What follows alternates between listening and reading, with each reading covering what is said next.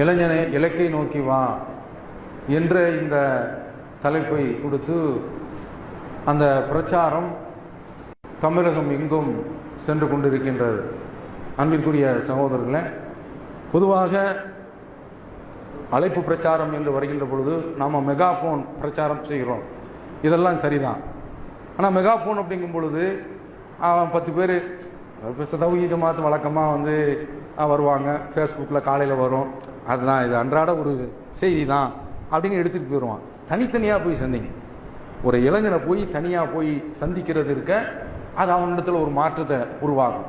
அப்படி கொஞ்சம் அதில் கொஞ்சம் வித்தியாசமாக நம்ம ஊரில் உளுந்தம்பால் கூப்பிட்டு போய் அப்படி வாங்க, உளுந்தம்பால் பருத்திப்பால் நம்ம ஊரில் தான் வித்தியாசமான முறையில் நான் மருந்து உலகத்திலேயே மருந்து சோறு 4 பங்கு அப்படின்னு சொல்லி வால்போஸ்டர் ஓட்டுறது மேலப்பாளையம் மட்டும்தான். என்ன அப்போ இந்த மாதிரியான ஊரில் இந்த உளுந்தம்பால் அந்த மாதிரி இருக்குது. இன்னும் கொஞ்சம் சில்லறை கொஞ்சம் கூட இருந்துச்சா அப்படியே வாங்க, சாயந்தரம் நேரம் போவோம், ஒரு கிரில்லு அப்படியே ஒரு ட்ரில்லு போட்டு அப்படியே அவன்டா கொஞ்சம் அந்த செய்தியை அப்படி சொன்னமாக்கும். செய்தியும் மணக்கும், நல்ல கோழிக்கறியும் நல்ல மனமாக இருக்கும்.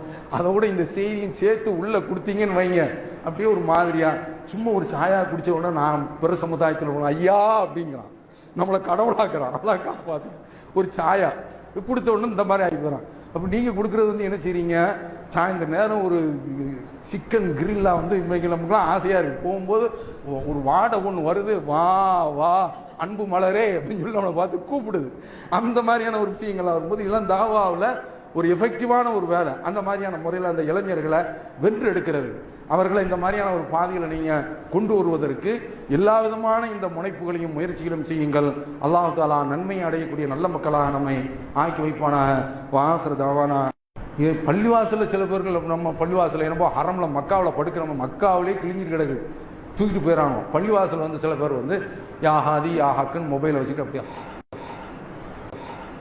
தாங்குமா. பசங்களுக்கு மொபைல்னா இன்னைக்கு ரொம்ப இன்ட்ரெஸ்ட். அவன் பாட்டுக்கு வருவான், பெரியாப்பண்ணல அழகான மொபைலை போட்டு வச்சு நல்ல பெரிய அளவில் வாயை திறந்து போட்டு படுக்கிறாரு. நம்ம பாட்டுக்கு எடுத்துகிட்டு போயிடுவோம்னு சொல்லிட்டு எடுத்துகிட்டு போயிடுவாங்க.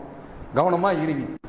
திடீர்னு மொபைல் கிடக்குது, அது என்ன செய்யுதுன்னா திடீர்னு அதை ஒரு மாதிரியா சைலண்டில் போட்டு வைப்ரேஷனில் போட்டான்னு வச்சுக்கோங்க,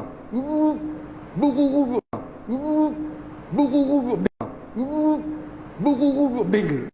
அப்போ ஏதோ ஒன்று துடிக்குத, ஏதோ பிள்ளை அழுகுற மாதிரி என்ன செய்யறாங்க, உடனே எடுத்து பார்த்து அப்புறம் அதை சில பேர்